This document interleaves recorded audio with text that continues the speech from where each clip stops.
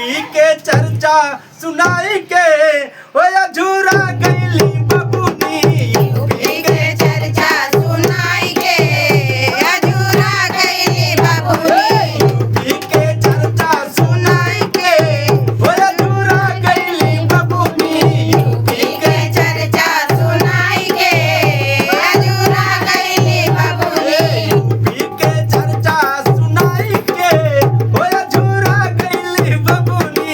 UP के चर्चा सुनाई के अधूरा गईली बबुनी। शीशा जैसे झलकत बा सगरो, शीशा जैसे झलकत बा सगरो सच्चाई, सगरो सच्चाई हो सगरो सच्चाई।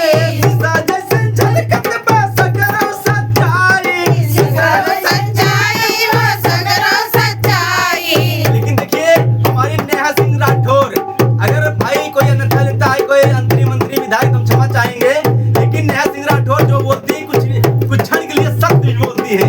लेकिन कहना है अरे साच साच, अरे साच साच बतिया बताई के ओ अधूरा गईली बबुनी। साच साच बतिया बताई के अधूरा गईली बबुनी। साच साच बतिया बताई के ओ अधूरा गईली बबुनी। साच साच बतिया बताई के अधूरा गईली बबुनी। देखा ना कलयुग में आइल राम राज हो, देखा गाना कलयुग में आई राम राज हो।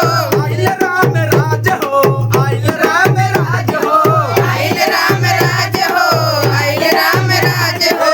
दुखिया के दुखवा सुनाई के, अरे दुखिया के दुखवा सुनाई के अधूरा गईली बबुनी। दुखिया के दुखवा सुनाई के अधूरा गईली बबुनी। यूपी के चर्चा सुनाई के अधूरा गईली बबुनी।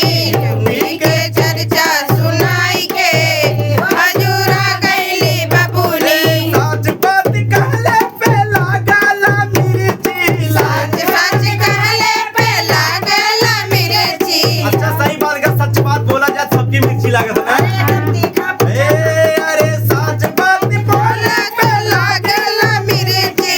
सच बात बोले पे लागला मिर्ची। लागेला मिर्ची हो, लागेला मिर्ची। लागेला मिर्ची हो, लागेला मिर्ची। जनता में, अरे जनता में संदेश पहुंचाई के ओ अधूरा अधूरा गईली बबुनी। पहुंचाई के अधूरा गईली बबुनी। यूपी के चर्चा सुनाई के अधूरा गईली बबुनी।